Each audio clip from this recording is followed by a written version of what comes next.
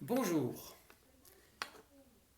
je vais faire à partir d'aujourd'hui une série de petites vidéos que je vais poster et qui reprendront des thèmes que je rencontre régulièrement avec mes clients en coaching. Je vais commencer par une série qui va être consacrée aux idées reçues et aujourd'hui nous allons parler des peurs. Alors si vous vous souvenez bien, combien de fois dans votre vie on vous a dit n'ayez pas peur, ne crains rien, ne t'inquiète pas. Et est-ce que ça vous a changé le niveau de peur que vous aviez en vous? Non, bien sûr. En effet, il y a d'excellentes raisons et elles tiennent au fonctionnement de notre cerveau qui font que quand on donne une assertion de ce type, n'aie pas peur, on habitue plutôt à l'effet rigoureusement inverse, c'est-à-dire de renforcer la peur. En fait, quand quelqu'un vous dit n'aie pas peur, c'est comme si je vous disais maintenant, ne vois surtout pas un éléphant rose. Et bien entendu, qu'est-ce que vous allez voir? Immédiatement devant l'écran de vos yeux, vous allez voir un éléphant rose. Ça, c'est parce que tout ce qui concerne les émotions, c'est-à-dire la joie, la peur, la colère, la tristesse, est emmagasiné et reçu et géré par votre cerveau primitif. Et ce cerveau primitif ne connaît pas la négation. Donc quand vous lui dites n'aie pas peur, il entend peur et qu'est-ce qu'il fait? Il augmente encore, il majore le niveau de stress qui est en vous, il augmente le niveau des hormones de peur, des hormones de stress qui déjà ont commencé à coloniser votre organisme. Donc, c'est une bonne raison pour laquelle le n'aie pas peur ne fonctionne pas. Mais il y en a aussi une autre. Et cette autre raison, c'est que ce cerbère que vous avez en vous, qui vous a protégé pendant des millions d'années, quand nous vivions dans un monde hostile, dans la nature, ce cerbère, il n'a aucune confiance dans le cerveau logique qui va lui dire n'aie pas peur, qui va lui dire rassure-toi, qui va lui dire même pas mal. La seule instance qui dans notre cerveau a de la puissance, de l'influence sur le cerveau primitif, c'est quelque chose qui est un peu éloigné de la conscience. C'est cette partie du cerveau qui est située ici, derrière notre os frontal, et qu'on appelle le préfrontal. C'est le siège de notre intuition, de notre intelligence la plus fine, de la confiance aussi.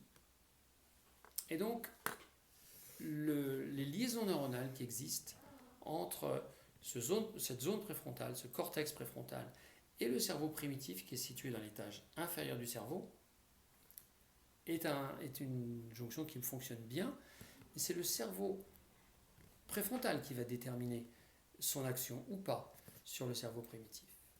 Donc quand vous avez peur, il ne s'agit pas d'essayer de raisonner, d'argumenter avec votre cerveau primitif. Il ne comprend rien. Lui, c'est votre garde du corps, il n'en démord pas, il va vous protéger, donc il va vous faire réagir en fonction de ce qu'il a appris pendant des millions d'années, c'est-à-dire attaquer ou fuir. En revanche, il ne va pas vous permettre de prendre du recul et vous demander si votre peur est justifiée, s'il y a des moyens d'action. Alors c'était un système qui marchait très bien quand vous étiez aux prises avec le tyrannosaure ou le tigre qui allait attaquer votre caverne. Mais aujourd'hui, il est assez rare qu'un lion se précipite dans votre living room. En revanche, nous sommes sujets à des tas de peurs. Nous avons peur de manquer d'argent, nous avons peur de perdre notre travail, nous avons peur qu'il arrive quelque chose à quelqu'un qui nous est cher, nous avons peur d'être malade, nous avons peur d'être ridicule, nous avons peur de ne pas être compétent.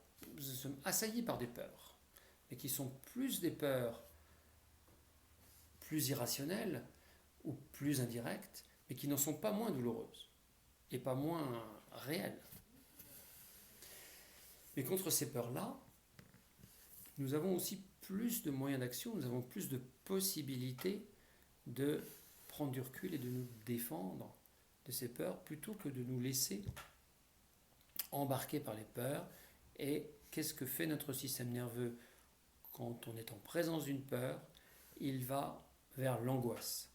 Et cette angoisse, elle a des répercussions profondes sur notre organisme, sur notre santé. Et l'angoisse, elle est presque aussi dangereuse que le lion qui a peu de chances d'arriver dans votre living room.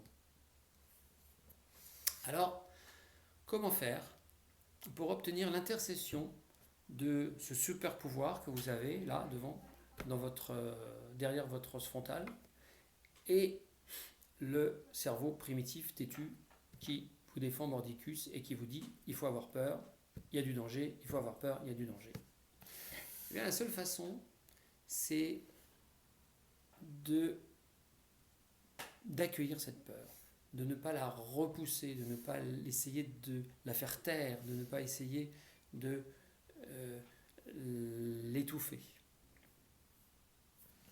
Il s'agit simplement, et on n'a pas été éduqué à le faire, il s'agit simplement de dire ce qui se passe en moi, ces battements de cœur qui s'accélèrent, ces mains moites, cette nervosité, ces problèmes de sommeil, tout ça c'est quoi? C'est moi en train d'avoir peur. Et la peur n'est qu'un élément subjectif, la peur n'est que quelque chose qui se passe en vous, déclenché par un stimulus extérieur qui n'est pas à l'intérieur de vous, donc sur lequel vous ne pouvez peut-être pas agir, mais vous pouvez agir sur ce qui se passe à l'intérieur de vous. Et donc la première chose à faire, c'est d'aller chercher où se cache en vous cette peur. Est-ce que c'est une boule dans le ventre? Est-ce que c'est une boule dans la gorge? Est-ce que c'est le cœur qui bat très vite? Allez déterminer ça et ensuite accueillir cette peur comme si cette peur c'était un petit enfant qui est en vous et comme si vous étiez capable de la consoler, de l'accueillir, de la rassurer. Et ce que vous faites quand vous avez cette attitude-là, c'est que vous permettez à votre préfrontal, de faire son métier, c'est-à-dire de jouer son influence et de faire entrer des raisonnements logiques, de l'analyse, de la réalité dans un mécanisme automatique hérité de nos ancêtres qui vivaient dans les cavernes et qui n'avaient pas les mêmes soucis exactement que les nôtres. Nos soucis, nos conditions de vie ont fantastiquement évolué. Par contre, la façon dont notre cerveau fonctionne a évolué aussi, mais pas tout à fait aussi vite. Alors c'est pour ça qu'il est utile de prendre conscience de ces mécanismes, de s'adapter à ces mécanismes et du coup de lutter contre nos angoisses. Voilà, j'espère que cette petite vidéo vous aura permis de faire un petit progrès dans la façon dont vous gérez vos peurs et je vous dis à très bientôt pour une autre vidéo sur les idées reçues. Très bonne journée.